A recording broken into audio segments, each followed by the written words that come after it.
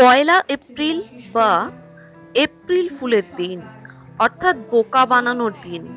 কিন্তু বোকা বানিয়ে নয়, বরং সবাইকে অবাক করে দিয়ে কলেজ স্ট্রিটের বইপাড়াতেই বইপাড়ায় বই উৎসব শুরু হলো। অর্থাৎ কলেজ স্কোয়ারের ভেতরের যে চত্বর, সেখানে শুরু হলো 7 দিনের জন্য একটি বই মেলা। পয়লা এপ্রিল থেকে 7ই এপ্রিল পর্যন্ত এই বই মেলা চলবে। যে কলেজ স্ট্রিট বইপাড়া পড়তে ভালোবাসা মানুষের একটা আশ্রয়ের জায়গা, ভালোবাসার জায়গা। যারা একটা সময় এখানে পড়াশোনা করে চলে গিয়েছেন দূর দূরান্তে, তাদের কাছে আজও এই কলেজ স্ট্রিট যেন নস্টালজিয়া। দুদিনের জন্য দেশে ফিরতে পারলে তারা ছুটে যান কলেজ স্ট্রিটে। সেখানেই পাবলিশার্স অ্যান্ড বুক সেলার্স গিল্ডের দ্বারা আয়োজন করা হয়েছে এই বইমেলার। স্কুল, কলেজ, বিশ্ববিদ্যালয়ের একটি শিক্ষার হাব হিসেবে পরিচিত কলেজ স্ট্রিট, সেখানেই এই ধরনের বইমেলা করবার উদ্যোগ নেওয়া হয়েছে। এই বইমেলার সবচেয়ে বড় প্রাপ্তি উদ্বোধনী অনুষ্ঠানে সাহিত্যিক নবদ্বীপর সঞ্জীব চট্টোপাধ্যায়ের উপস্থিতি।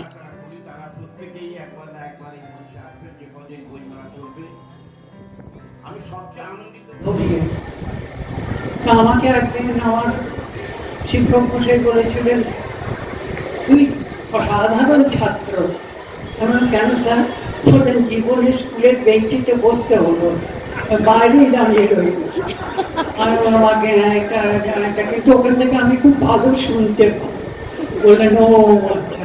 দেখুন, আম পেড়ে খাওয়া আর ঝরে পড়েছে আম কুড়িয়ে খাওয়া, দুটোর মধ্যে অনেক তফাৎ আছে। এটার মধ্যে ভীষণ রোমান্টিকতা আছে, একটা আম কুড়িয়ে পেয়েছে। এরপরে আরেকটি জিনিস আমার কাছে বিস্ময়কর ছিল, কলকাতার বাসে নাকি বসার জায়গা আছে। আমি কিন্তু আমার পুরো চাকরি জীবনে কোনোদিন বসতে পারিনি। অতএব কলকাতার বাসে বসার জায়গা আছে কি নেই আমি জানি না, মনে হয় আছে, কিন্তু ভাগ্যমানের ওখানে বসতে পারি। বড় মূল্যবান ব্যাপার হচ্ছে, তুমি যা লিখছ সেখানে ঢুকে যাও এবং সেই চরিত্রের সঙ্গে নিজেকে এতটাই একীভূত করে ফেলো যে তুমি সেই চরিত্র। অনেক আমি খবরের কাগজ স্টেটসম্যানে পড়েছিলাম, দক্ষিণ ভারতের একজন লেখক, মস্ত বড় লেখক, আমি নাম ভুলে গেছি, কিন্তু তিনি তার উপন্যাসের নায়ক, তার ইনফ্লুয়েঞ্জা হয়। এবার দেখা গেল সে লেখকের ইনফ্লুয়েঞ্জা হয়ে তিনিও সত্যিকার শিক্ষার্থী। এই যে একটা জীবনকে শেয়ার, এটার নাম সাহিত্য। 2013 থেকে আসছি এখানে, এবং আমি প্রত্যেকবারই এখানে ভিড় দেখেছি। এবং এই যে বইপাড়ায় বই উৎসব, এইটা খুব গুরুত্বপূর্ণ জিনিস। এখানে মানুষ অনেক সস্তায় অনেক বই পেতে পারেন, কম পয়সা পেতে পারেন, অনেক বই দেখতে পারেন। এটা খুব উৎসাহ ব্যঞ্জক ব্যাপার। আপনারা হয়তো পড়তে চাইবেন না, কিন্তু আমার মনে হয় বই বাজারটা করলে, বইয়ের দাম যদি কিছু বই, যে বইগুলো বিক্রি হয় না সেরকম ভাবে, সেই বইগুলো যদি অর্ধেক দামে পাওয়া যায়, তাহলে অনেকে উপকৃত হতে পারে। কলকাতা বইমেলায় যারা এত বড় পরিসরে ঘোরাঘুরি করে সমস্ত স্টল দেখতে পাননি বা নিজের পছন্দের বইগুলো খুঁজে বের করতে পারেননি, তারা কিন্তু এবারে কলেজ স্কোয়ারের এই বইপাড়ায় বই উৎসবে একটা নতুন সুযোগ পেলেন। পাবলিশার্স অ্যান্ড বুক সেলার্স গিল্ডের সঙ্গে হাত মিলিয়ে কলকাতা পৌরসভাও এই বইমেলার আয়োজক হিসেবে তাদের ভূমিকা পালন করছে।